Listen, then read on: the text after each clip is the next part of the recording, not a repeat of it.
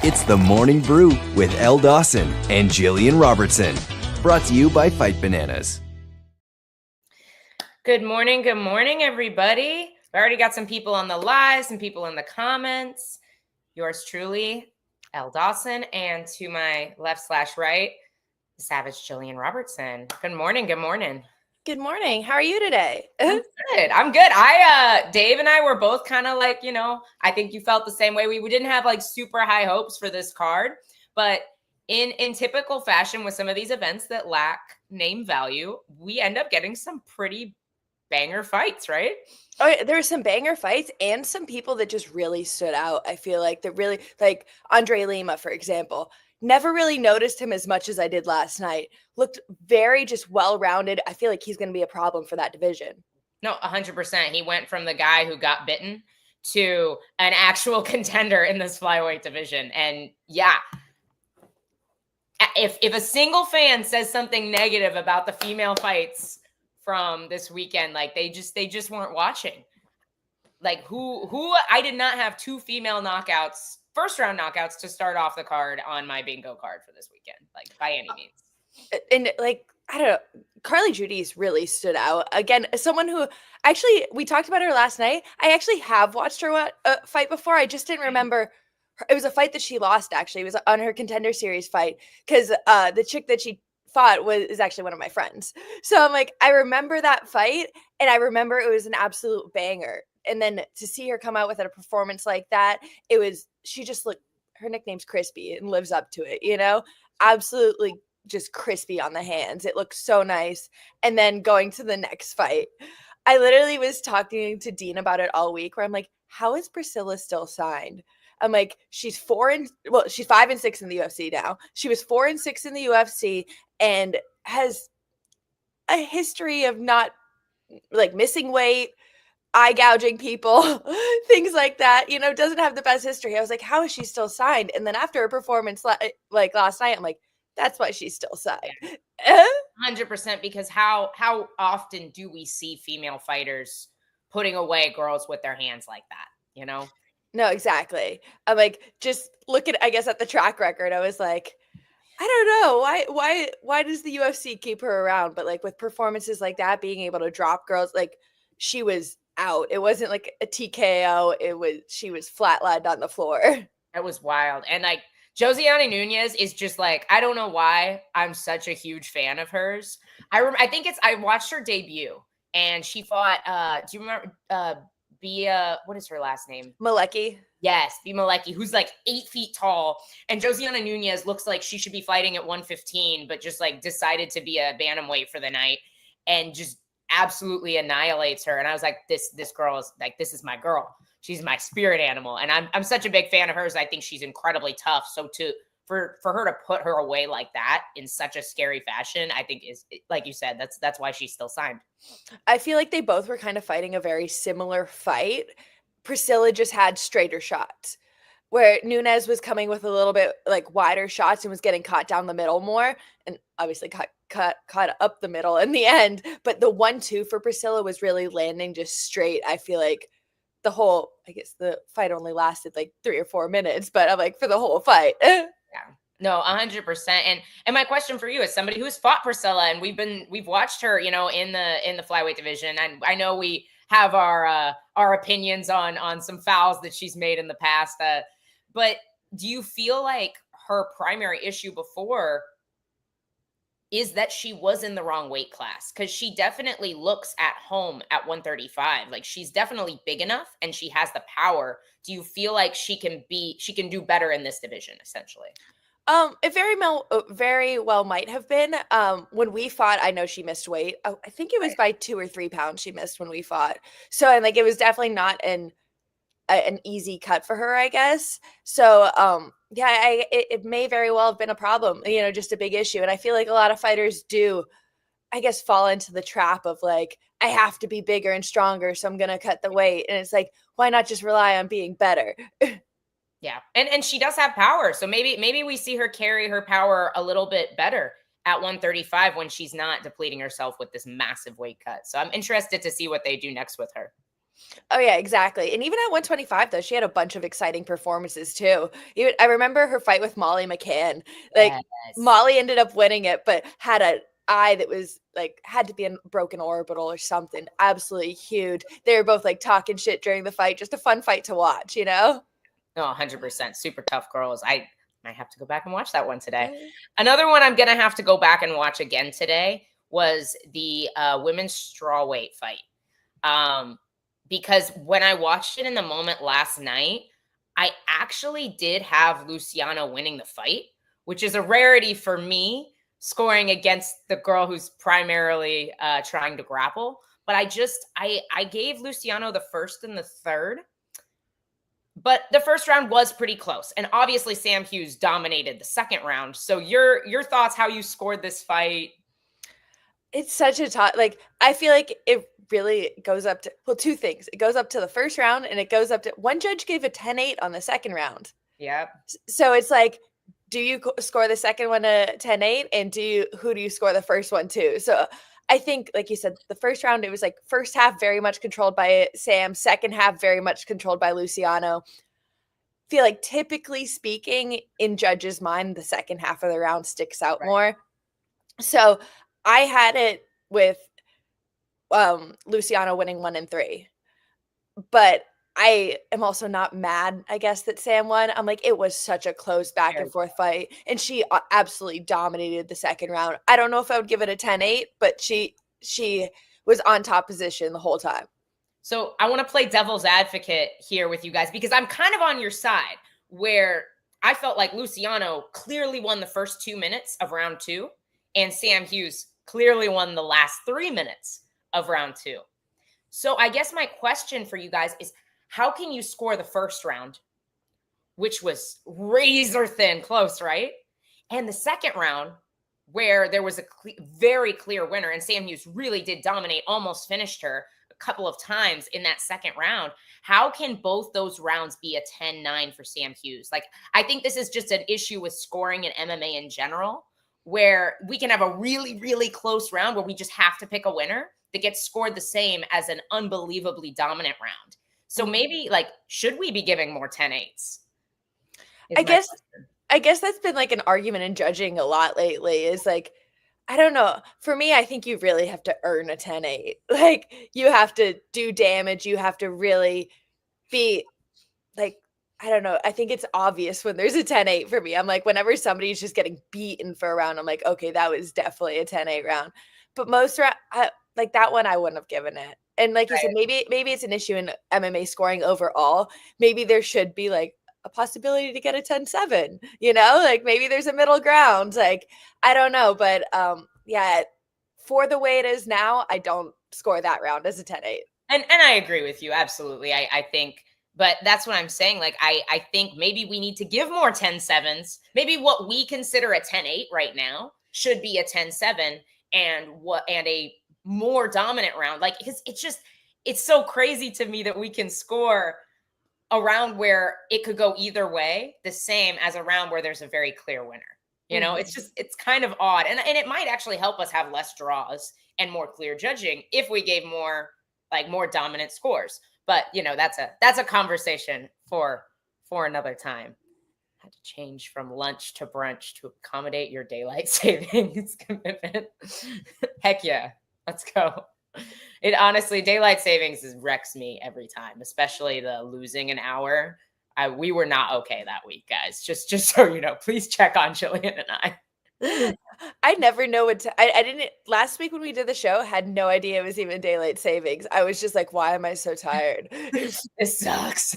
Well, you used to have to change your clock. Now I just am like pleasantly, I guess unpleasantly surprised when my microwave timer or clock doesn't match my phone. I know, that's what happened to me. I was like, what is wrong here? Why are these not the same? Did I lose power last night? Had to Google it. It's bad. We are, like I said, we are not okay. We are still not caught up on our sleep. We're getting there. But I just, this whole card, the whole prelims, to be honest, were just absolute bangers. And I feel like we talked about Carly Judice. We talked about Priscilla Cachoeira knocking out Josiane Nunez. We talked about Andre Lima briefly, But I have to give some flowers to Daniel Perez for just like being literally the toughest dude I've ever seen in my life. Well, that's what almost made me more impressed with Andre Lima, is that he found a way to finish regardless. He saw that, all right, this dude's tough as anything. He's going to keep on walking forward on the feet, doesn't care, took him down and got the choke. And I'm like, it was just an impressive performance all around, I feel like, for Lima. But gosh, that dude is tough. No, unbelievably. And honestly, like, what a record at 125. Like, what is he, like 17-7? Like, that's a ton of fights and a ton of experience. And Andre Lima's 11-0 now. I'm loving watching some of these young flyweights. We just interviewed Josh Van a couple weeks ago. By the way, the Josh Van fan base is like just awesome. I didn't know that was like a thing. And then we were interviewing Francis Marshall a few days later, and we had just random people pop in the comments like, yay, Joshua Van. And I was like, love to see you here. So we love that the Joshua Van fans are in the house. But watching Joshua Van, watching Andre Lima, like, just gives me so much excitement for this flyweight division, where it has been a little dry for a contender for a while. And now we have Tamirov. We have these guys that are coming up. So I'm just really, Josh Van is my man. Told you they're here.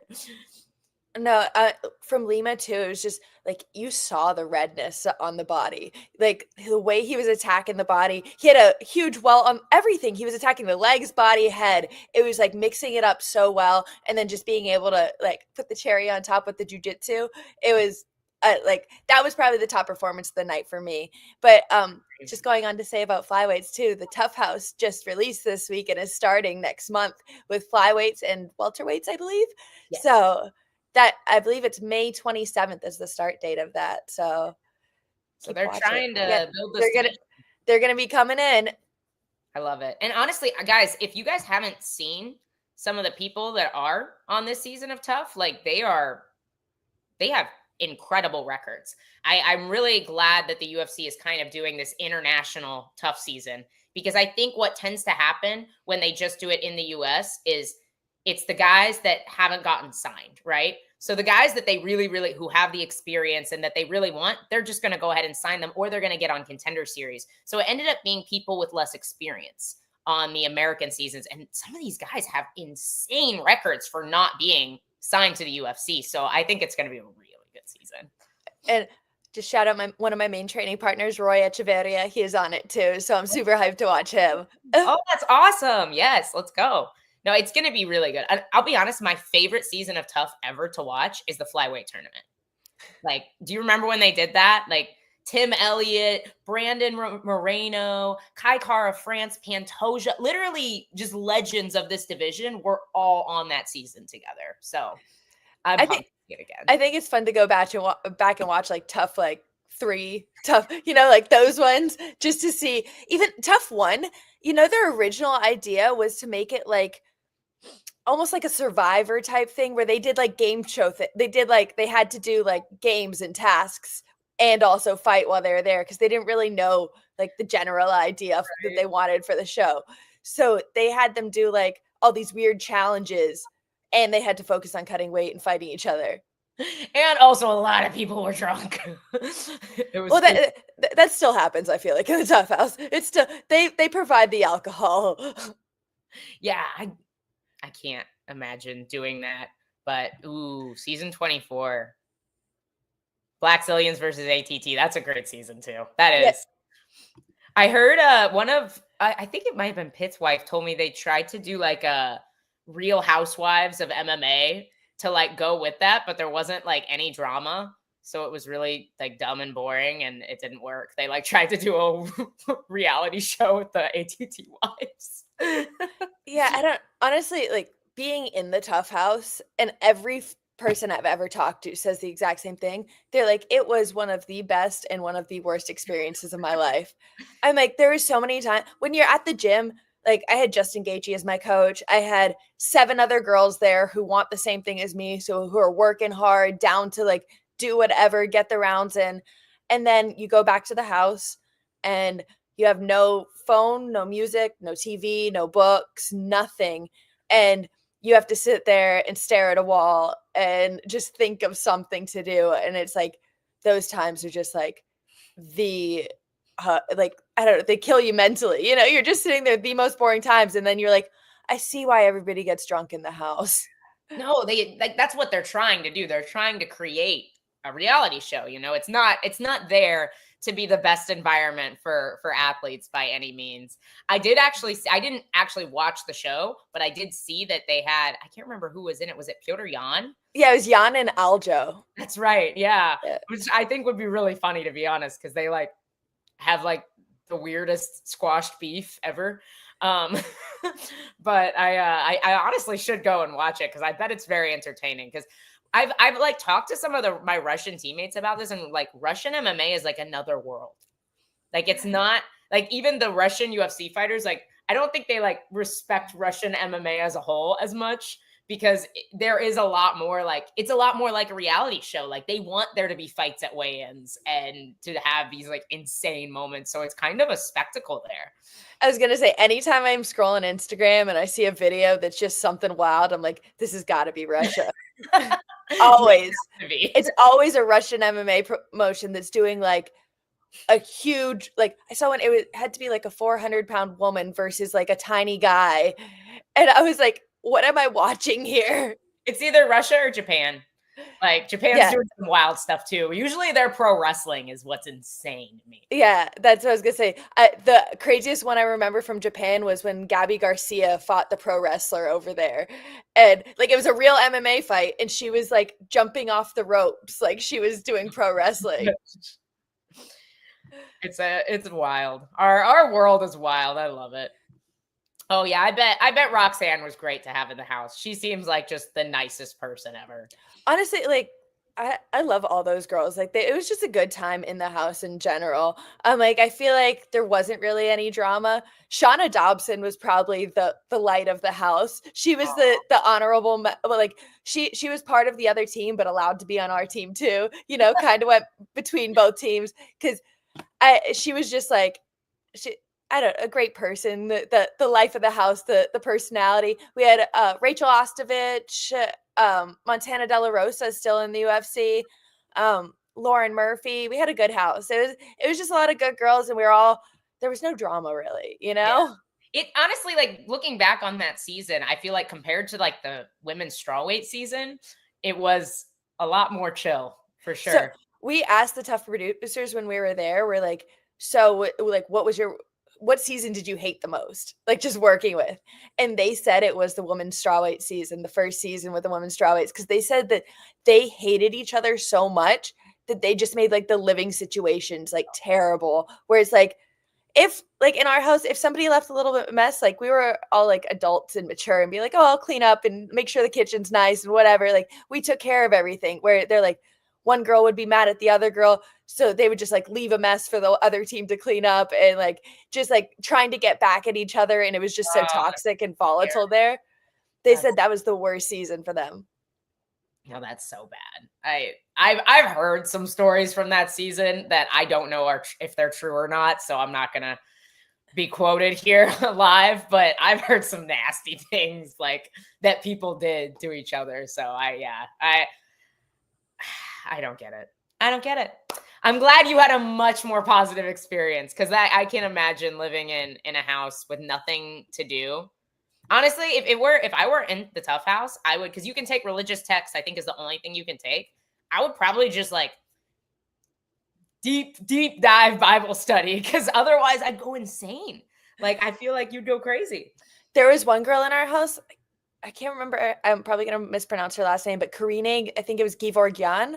She was Armenian, didn't speak any English at all. Aw, poor so I'm like, for her to be in the house, I'm like, I can only imagine. She can't even talk to us. You know, it's like, that's the only thing to do. She can't read. She can't like watch TV. I'm like, can't even talk. And I guess that's a shout out to Roxanne Modafferi there, because she used to be English teacher in Japan. So she helped Karine learn a little bit of English while she was in the house.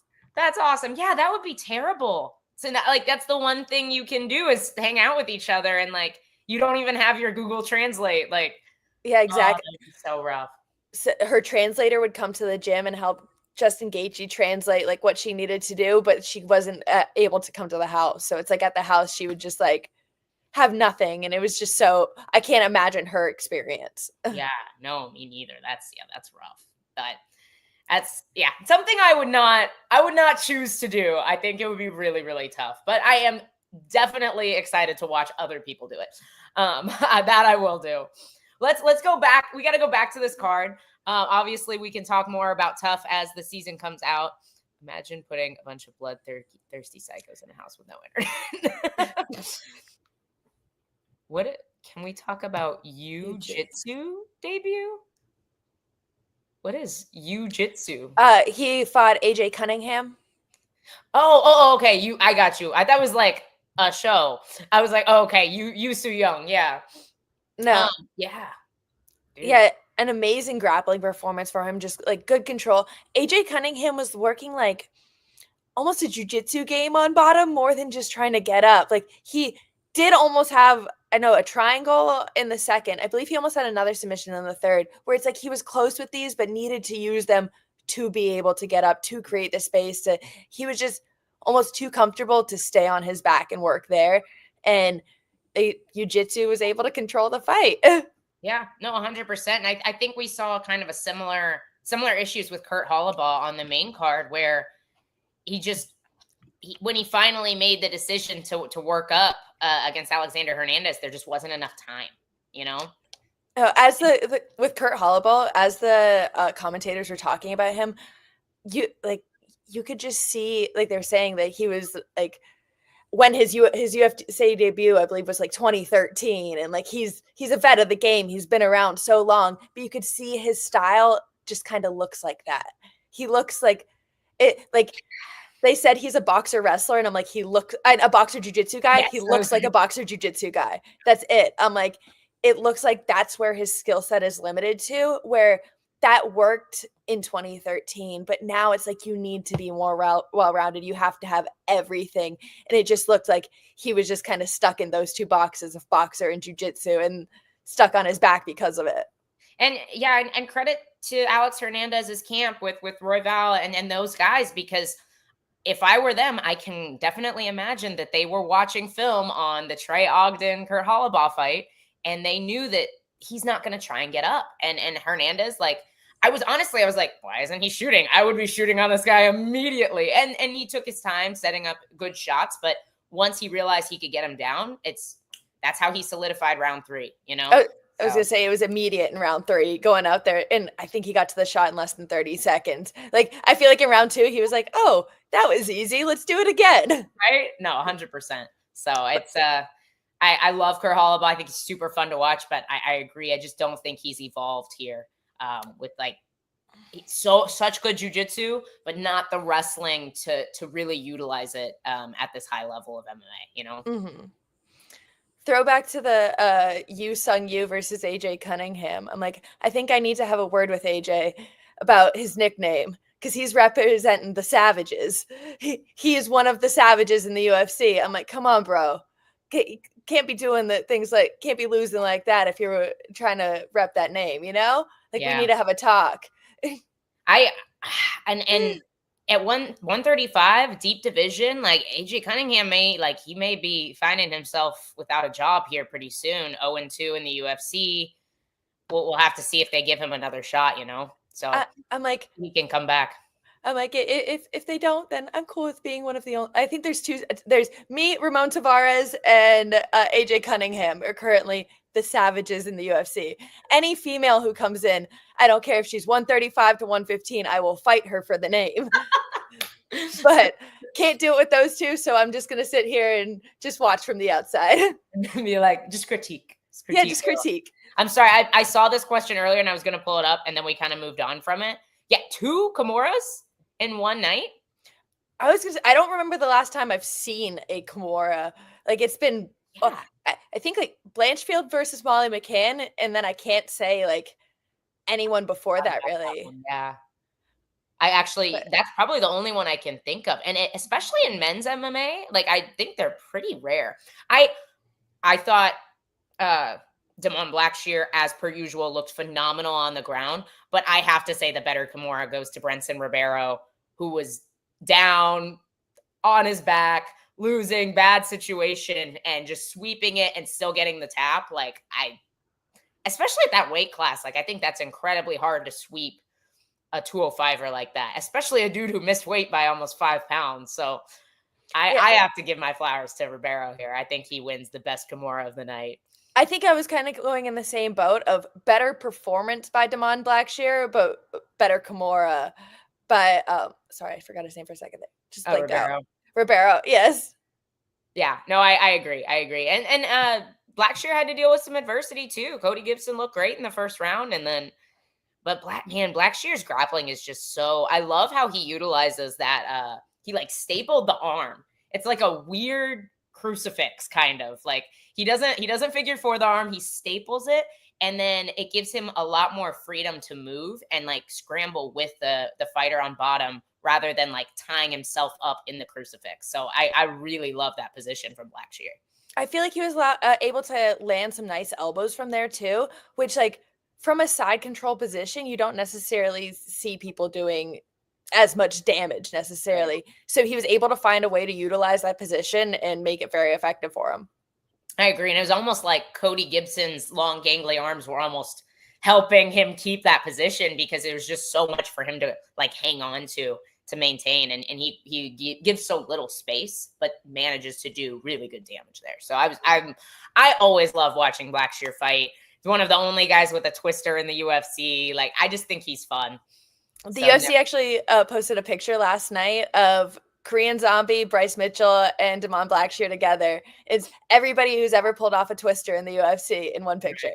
No, that's wild. It's such a, I feel like it's one of those things where you have to almost, it has to be a little bit of luck to end up in that position in an MMA fight. Like, you've got to. It can't be all technique because it's such a difficult thing to set up. It's when I think of the Kimura, I think of Frank Mir. That's fair. If we go back in the day, there were definitely a lot more Kimura finishes. Islam has the one on Dan Hooker. Okay, so there were a few we forgot about. I want to say the most most used submissions in the UFC. It goes for rear naked choke, guillotine, armbar, and then triangle, I want to say. But Kimura's, I know Kimura, there's only a handful. And especially in this day and age, like you said, maybe 10 years ago, like 15 years ago, there was more Kimuras happening. But now it's just people are so defensively aware of them that it's not something that, I don't know, it's not something that's necessarily easy to pull off. No, 100% not. What about arm triangles? I feel like arm triangle might be, is it above or below guillotine in that list? I want to say it was below guillotine. I can't remember. I had the list on my phone where it was just like the list of every single one, but I just remember rear naked choke being the first because it's my go-to. Yeah. No, that's definitely the highest percentage. And it's the most, it's the safest. It's the safest submission. You don't have to put yourself in danger of losing position ever to get a rear naked choke. So, which is nice. G with the RNC at the top of the list, and then her armbar. Definitely for you. Rear naked choke and armbar. Do you have any guillotine? No, I think that's it.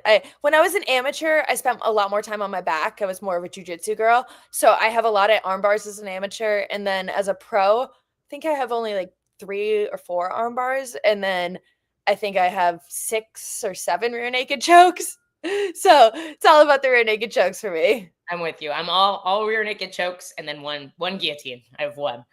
But I do love the front headlock system. I feel like it's becoming more popular now because everybody's so good and everybody's watching Islam. Like, I was just gonna say that. That's exactly what I was gonna say. Is everybody's watching people come up for the single leg, go for the Darce, go for the Anaconda. Just like they're watching Islam, and it's the new like calf kick of the UFC. You know, It's the new fad. Everybody's doing front headlock stuff because Islam's doing front headlock stuff. Well, and it's also like, I feel like it's just such a good game for good strikers. Like, I feel like Luque kind of had the blueprint for a long time where he was an amazing striker, amazing anti-wrestler, and had a killer front headlock system. You know, like those 3 things together make a super dangerous fighter. Like, if I'm Dakota Ditcheva, I'm working my guillotine, my Darce, my Anacondas because people are going to be shooting on me, right? Like, that's a killer combination there. Well, even like his concept behind it is essentially like the concept I use for my rear naked chokes. Is I'm like, I want to sit on top and punch you in the face until you try to get up. When you try to get up, you give me your back, and then that's when I get the choke. So he just gets it. He doesn't go to the back. He just goes for the head and arm instead. But still the same concept that I feel like I've been trying to apply too. I'm like, just different submissions. We're just in different directions. Right. 100%. Yeah. No, and he sets it up beautifully. And I think it almost looks, the way he does it, it doesn't look like it should make people tap as fast as it does, if that makes sense. Like, like really break down all the pieces of it. It almost just looks inhuman. He just really understands the positioning of how to follow it through too. Like you saw him versus Kevin Holland. I think he had to like readjust like 3 or 4 times before he had the choke. Kevin was doing a good job defending, and then Islam just knows how to readjust until he's in the right position and it's too late. Yeah, no, absolutely. Oh, we actually didn't talk about him. He uses his lat and core strength, maybe a little. I think it's a lot more technique than you think. Like, yes, Islam is stupid strong, but there's a very specific technique to his chokes, 100%. And he's been doing it for ages. Absolutely ages. Like, you've been doing jujitsu for ages. You know, like like when you're there, you can feel whether or not you have the position, right? Like you can feel where it's a crank, where it's a choke, where you're going to get the most pressure, right? I'm forgetting his name right now, but he choked out touchy-feely. Andre Feely. Melky Costa. Yeah, that's how this last time? Yeah, I'm like, that's how you should look when you're choking somebody out. I'm like, he was not using any kind of strength. He looked bored in his face, and that is just 1000% a technical, like he could sit there and have a full conversation while finishing that choke because he was just in such good positioning using absolutely no strength. And I feel like that's what it is when you are that good. It's like you can sit there and do it 100% effortlessly, and it looked easy for him. And that I feel like it's the same for Islam. Yeah, 100%. It's a technique thing, guys, I swear. Obviously, Islam is stupid strong, but the way he's making this choke look easy on incredibly high level grapplers is because it's technique, guys. I swear. Promise you. Let's see. Let's get back. We gotta. Somebody was talking about Kevin Vallejos. I don't remember how to say it correctly.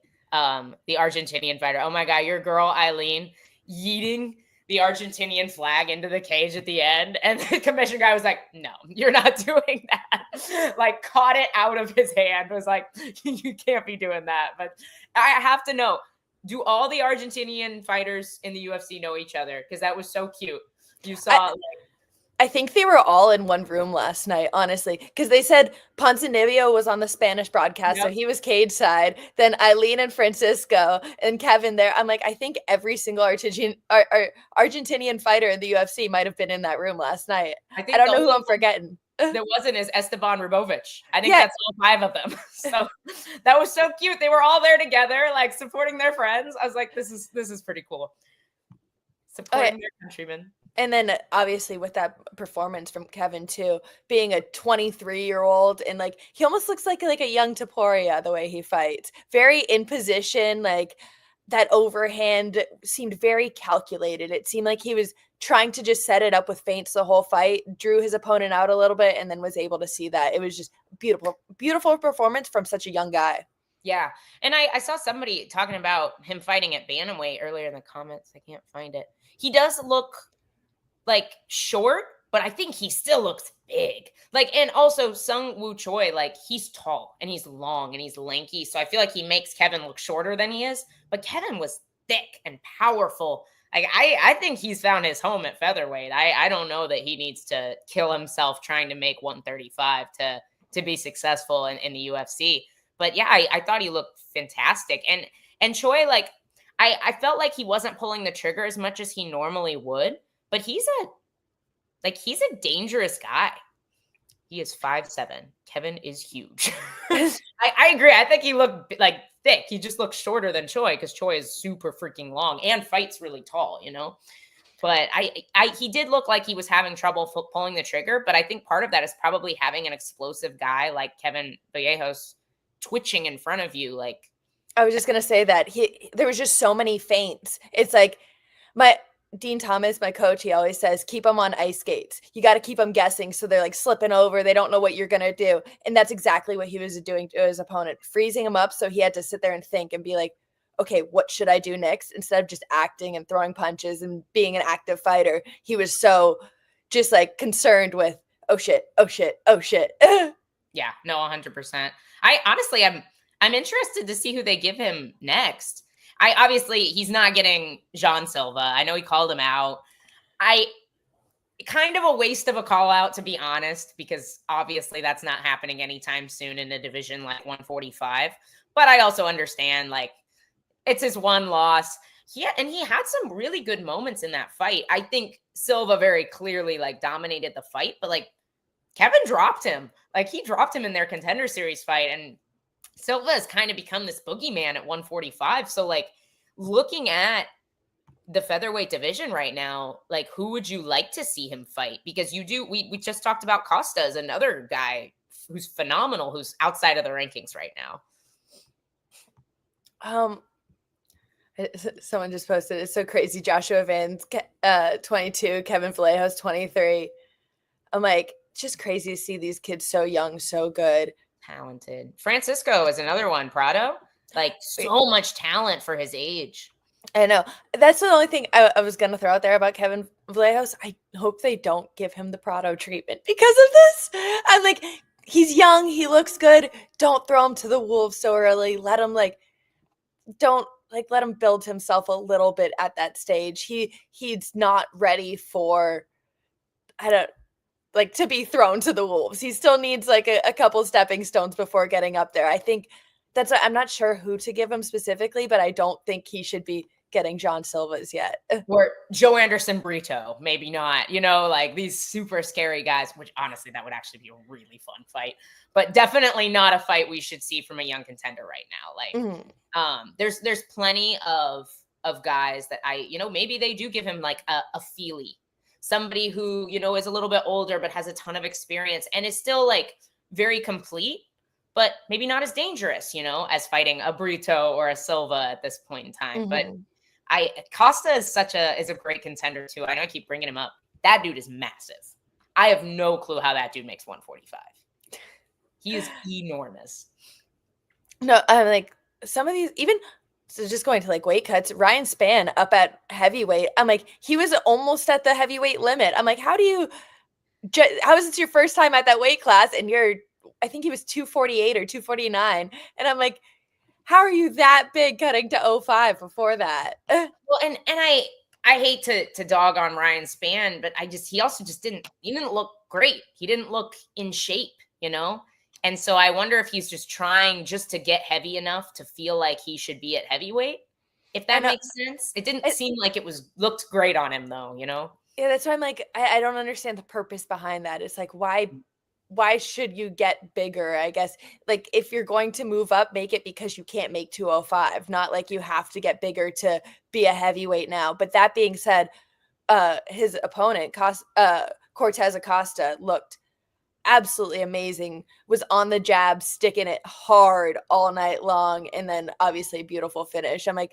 just an exciting heavyweight fight in 2 rounds, which you don't see often. Usually after the first round, they're done. I'm like, we had 2 rounds that were lively the whole time. And like we said, but the whole prelims, they really prelims gave the main card a run for their money this time. I agree. And we talked about this off air. Gillian and I were texting each other like, yes, all the prelim guys got bonuses. Like, not all of them, obviously, but all the bonuses went to prelim guys this time. And that's sometimes how it really should be. Like, these guys are usually fighting for 12-12 or 14-14. So to see people get life-changing money when they actually need it, like, is always cool to see. So good on the UFC for making sure these prelim fighters got what they deserve. But this was another point too. Not sure if Spann has the chin for heavyweight.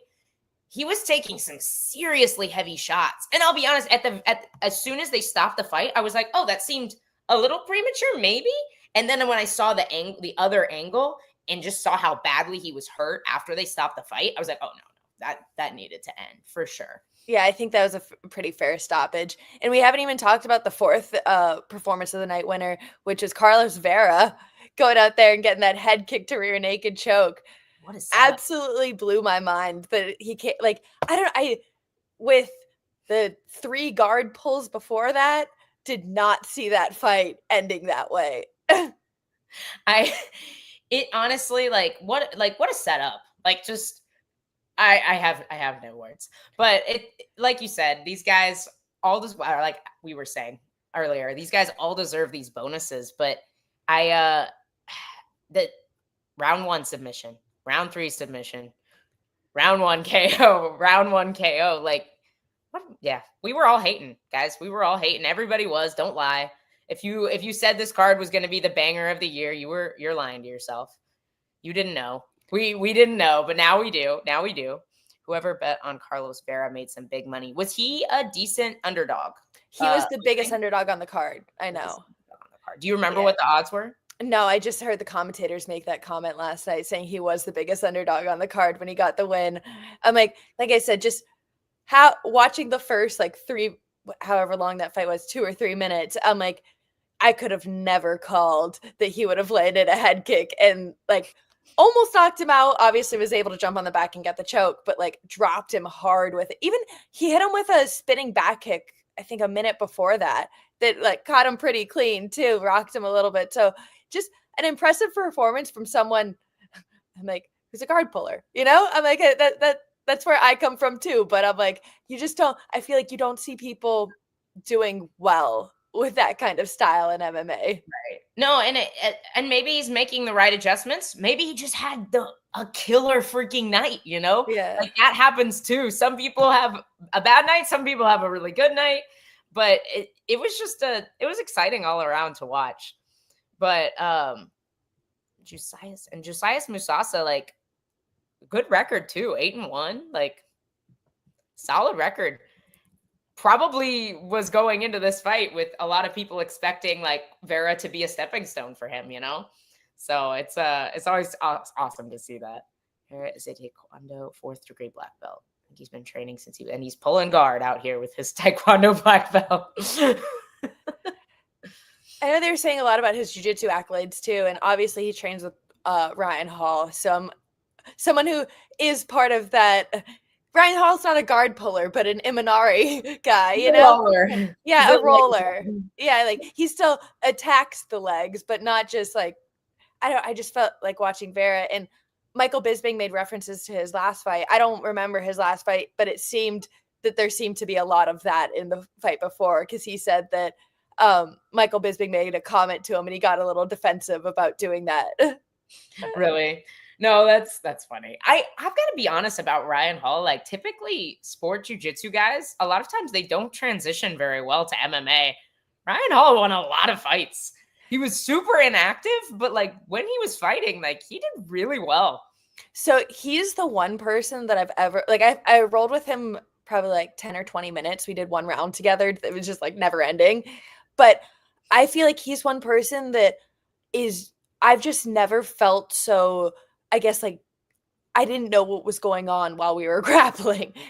He wasn't using any strength at all. It was one of the most flow, gentle rounds I have ever had, where it's he was just 100% it was chess.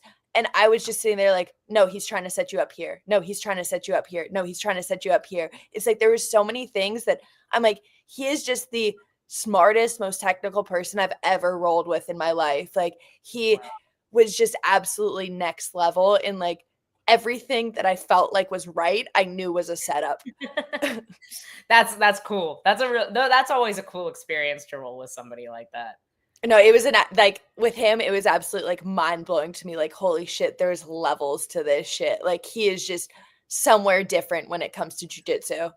That's cool. No, he honestly did even his striking game, so awkward, all these spinning kicks, just something you wouldn't expect from definitely not how Kron Gracie fights in MMA, And so it's very interesting to see how he kind of adapted his already bizarre style to an even more bizarre MMA style. I honestly wish we got to see him fight more often, I know. I would have loved to see him fight again after the Topuria fight. I'm like, because it's like, that's not a bad loss. Like you saw Topuria's trajectory after that. Like Topuria is obviously champ for a reason. I'm like, but Ryan Hall still, I believe he was undefeated before that. Like he was handling guys very well at the highest level. And I think he just really is like, I believe his nickname's the Wizard. He's a wizard, you know? It's like he was almost like a Danaher before Danaher came around. He was like innovating the game of jiu-jitsu, coming up. He developed the 50-50 guard before like leg locks were like huge, you know? It's like, I feel like he is just, there's not a lot of people who are really like developing things. So many people are just teaching what their coach taught him. He's one of the innovative minds who is capable of developing things and making them work. And I feel like you see it when you're grappling him. You see that you're like, he's made some shit up here that I don't even know what it is, but it works. This is pure Ryan Hall style. Exactly. Let's pull. Okay. Jake had a comment earlier. Should the UFC look after fighters coming out of Tough and Contender Series? They seem to get to 8-0, 9-0, and then throw them in with a veteran of 20 to 30 fights. In my experience, Gillian, you may have a different experience. In my experience, this is a management issue. The UFC's job, like the UFC matchmakers, they have to fill so many cards and they have to find fights for so many people that need money and need to be active throughout the year. Like it's their job. Like, and there's only two. There's two matchmakers for the entire UFC, guys. Like how many hundreds of fighters are on the roster? Was it like 500 something? I believe it's almost 700. It's 600 and something. So almost 700 fighters and two guys have to matchmake for all of them. Like, I think this is primarily a management issue. Like, if you are managing a guy that has 8 fights, like you should be matching your job should be encouraging them to accept fights that help build their career, is my opinion on this. I say yes and no, because I feel like it also comes with the UFC that they're going to respect you when you take fights. They're going to respect you that you think you can take these fights. And like my coach always says it, Dean, he's like, the UFC is made out of Vegas for a reason. Dana loves to gamble. He wants to see you gamble. He wants to see you like take risks and do things like that. And those are the guys, those are the guys that Dana falls in love with. Those are like the Khamzat Chimaevs, you know, who fought back to back at like, I think 10 days apart the first time, where Dana's like, oh shit, like this dude is about it. He's real. Anybody who it's like, you're walking that fine line of taking risks, but like not stupid risks. Mitigate risk. Yes. Yeah. Khamzat did take risk, but he also took 2 very favorable matchups for himself in that 10-day period, right? Like, well, yeah, it's just back to back for a UFC debut. I'm like, just super impressive coming in the door for Dana to see something like that. And anybody who does make steps like that I guess like sometimes can be stupid, but if they are successful, then Dana's going to fall in love with it. He just loves he loves people who are willing to put themselves out there and try to finish fights and try to go for things, not play safe and just like take those risks. I think there's guys that it's worked out really well for, and of course guys who it hasn't, you know. And I think it's like, if we look at some of the champions, some of them came up, you know, very slow. Khabib slow rolled. Khabib was, you know, very developed until and for a long time, people are like, oh, he's not beating anybody. Oh, he's not beating anybody till he beats somebody, you know? Mm. And so I think it's interesting to compare like a career like his to a career like Kevin Holland's, who's probably the ultimate risk taker, right? Oh yeah, no, and I think that with like fighters coming off the Contender Series, I think there has to be something to be said about the age on how they should be taken care of. Yeah. I feel like the younger guys, like maybe don't throw them to the wolves so fast because they still have a lot of time to develop into a great fighter. Where it's like anybody who's close to 30 or over 30, then it's like, yeah, if you're not ready by now, then you're never going to be ready. So they deserve to be thrown to the wolves at that point. Like, you can even look at my career. I was 22 coming in. I took a bunch of losses in the UFC because I just wasn't ready for them at the time, you know? But I'm like, throw me to the wolves. I'm ready for it. I'm going to be 30 this year. I'm like, I feel like around this time is when like you should be ready or you're never going to be ready. So that's why I think like guys like Francisco and Kevin, I'm like, just protect them a little bit while they're young. Let them develop their skills, develop their career, and then like give them like 2 or 3 years. Well, once they prove themselves, throw them to the wolves. Like that's all they have to do. I wasn't able to prove myself until like last year, the year before I started putting the wins together. But I'm like, once they prove themselves, go ahead, throw them to the wolves. Yeah, I like that. I like that plan, because we've talked about this with like a guy like Francisco Prado probably shouldn't be fighting Jake Matthews, Like, so we've definitely seen it. Some really talented young guys get a little bit too much too soon. But yeah, I'm with you. Yeah, if you're almost 30, like it's your time. You got to sink or swim. But yeah, if you're 21, like let's let these guys develop, which is why the Contender Series should be a year-round show. And they just don't have to sign everybody when they're 21. That's my 2 cents. Have we talked about the main event yet? No, we haven't. And we're going to right now because we have like 5-10 minutes left. So haven't talked about the co-main event either. We honestly haven't, which it was good. It was good. It was honestly it was a fight I was more excited for than. Yeah. I had super high expectations. That was the only fight I had high expectations for. The rest of the card, I had super low expectations for. And that one let me down because of that. Obviously, still a beautiful, beautiful adjustment and beautiful knee for Chidi in the pocket there. But I had such high expectations for that fight, so it let me down. And it was just because the rest of the card was so freaking good. I agree with what you're saying. It's who those two guys are too. They are bangers. They're usually exciting fights. So to have just to be the one slower fight of the night just seemed like a little. That's why it let me down. Yeah. No, I'm 100% with you. And like poor Dos Santos getting literally low kicked kicked in the dick while also getting kneed in the face. I was like, oh, poor guy. Like you just saw the knee make contact and the foot hit the cup at the same time. I'm like, he's gonna have a rough night. Poor guy. But the knee landed beautifully. Like you said, good adjustments. I was going to say, going into the main event and talking about like I guess infractions. I'm trying to think of the right word. But Delize being warned for his fingers being pointed out, then goes back, pokes Marvin in the eye again, and then doesn't get a point taken away. Yeah. I was a little bit put off by that. I'm like, I feel like you already gave him a warning. It's time to take the point. And for this reason, I just don't think, I don't think eye pokes should, I don't think warnings should exist for eye pokes.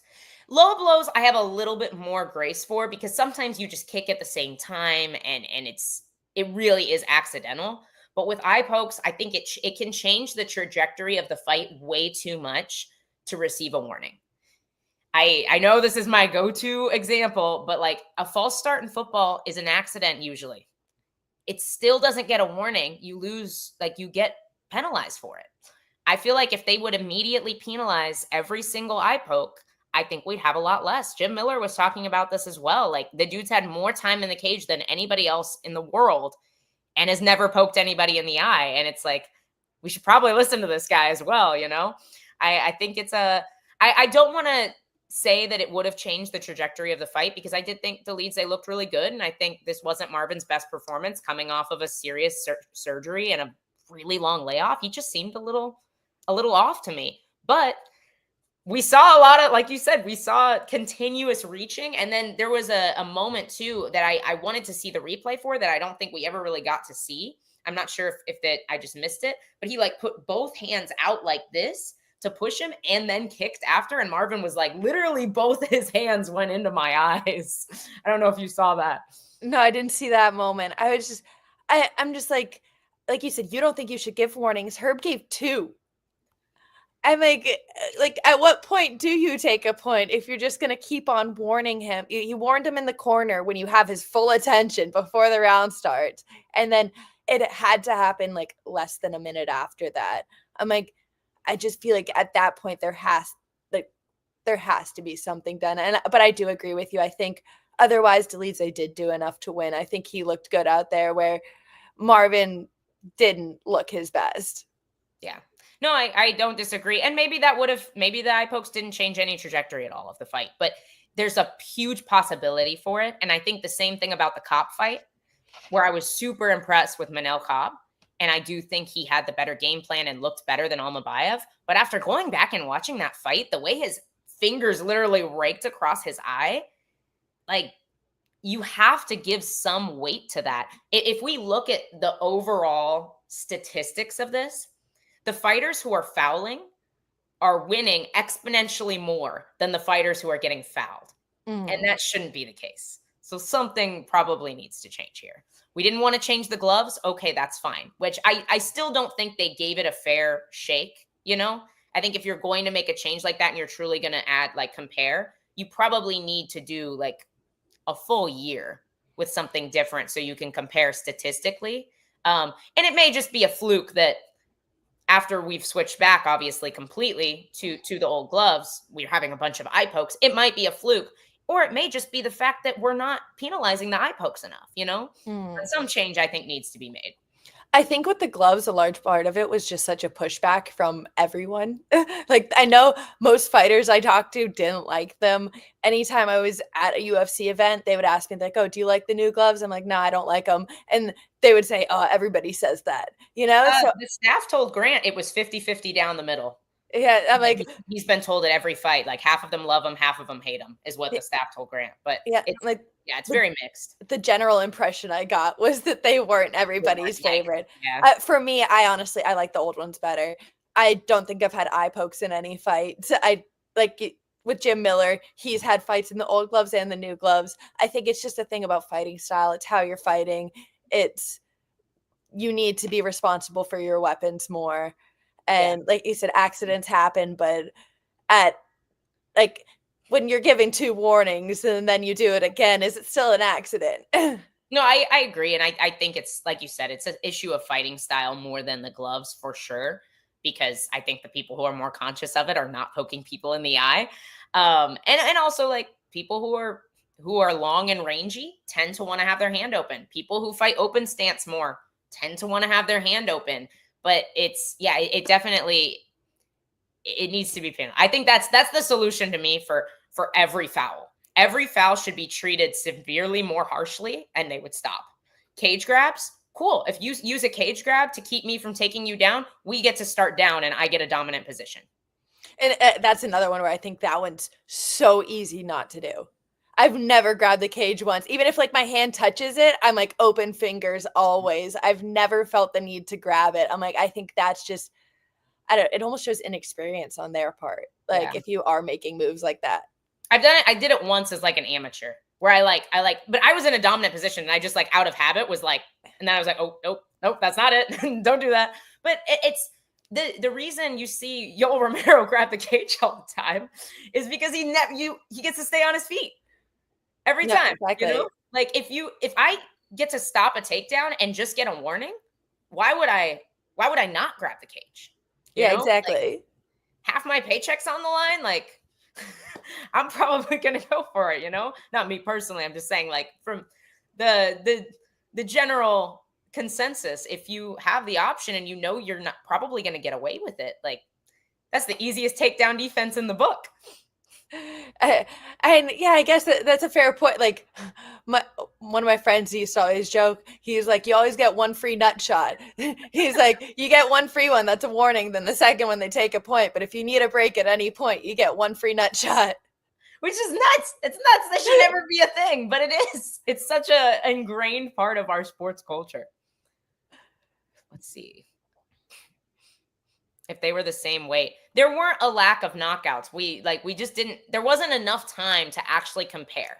That's like if I were to conduct a research study and compare results from one group for 10 years and one group for 3 months. Of course the results are going to be skewed.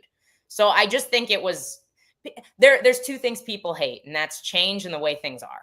So it was just a new thing for fans to complain about, to be honest, because we had fight night cards that had the new gloves, which are now the old gloves again, but the new old gloves, you know, like we had those and we had tons of knockouts on some of those cards. So it's just something to complain about, which we love as fans. I will say, like, just feeling them, it did feel like there was something a little bit different about how, like, the padding was distributed.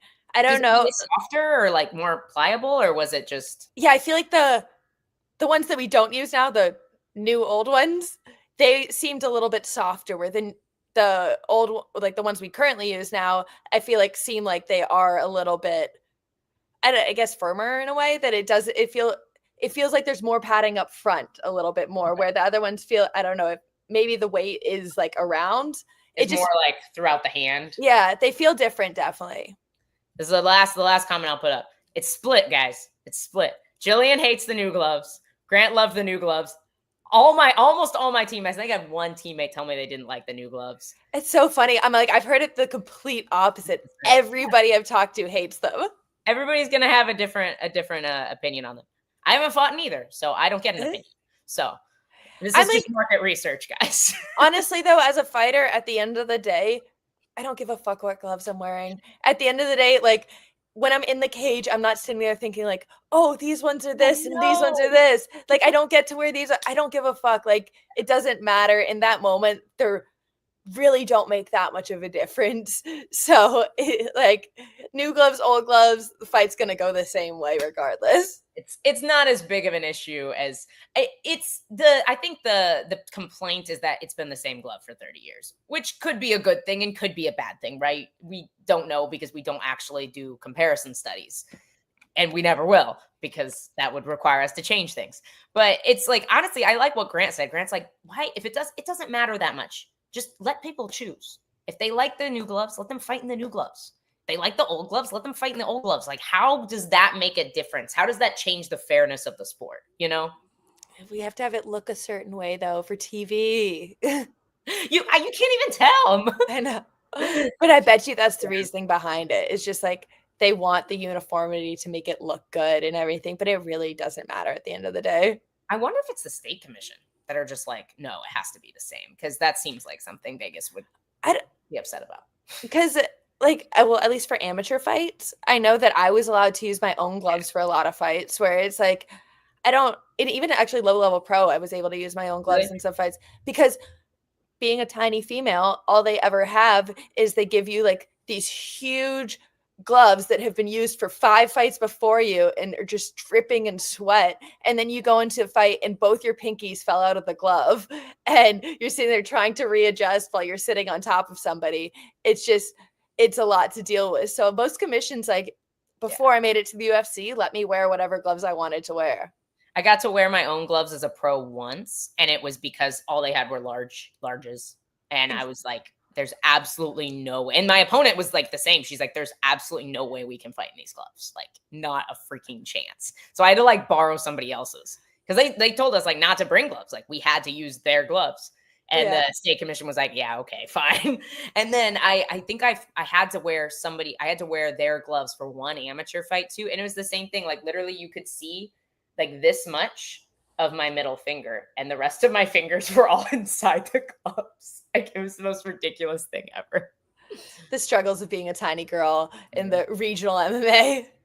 I remember I fought in Florida once. I had to wear shin guards. That was the worst. I had all my amateur fights in Florida, so I'm like, everything was shin guards always. Oh, I hated it. Probably great for grappling though. Like, I know. It's really hard to get like past a half guard when somebody can hold on to the shin guard. So it definitely, I don't know, it stops you in a lot of things. Yeah, but if you get a lace, oh, they ain't going nowhere. Yeah, they're stuck. They're stuck forever. All right, guys, we were gonna talk about Leon Edwards versus Sean Brady next weekend, but we're not, because it's been an hour and 4 minutes. So you'll have to watch the Tuesday show, and we will break it down there for sure. But do you have anything else to add, Gillian? Rate the card for everybody before we go, and then we'll get out of here. I'll give it.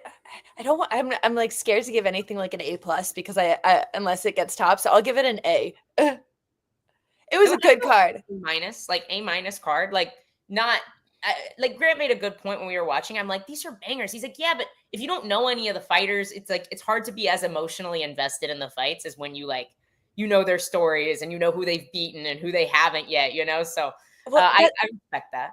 That's what I feel like made it more exciting for me, almost, because there was people like Andre Lima, who I only knew as the dude who got bitten.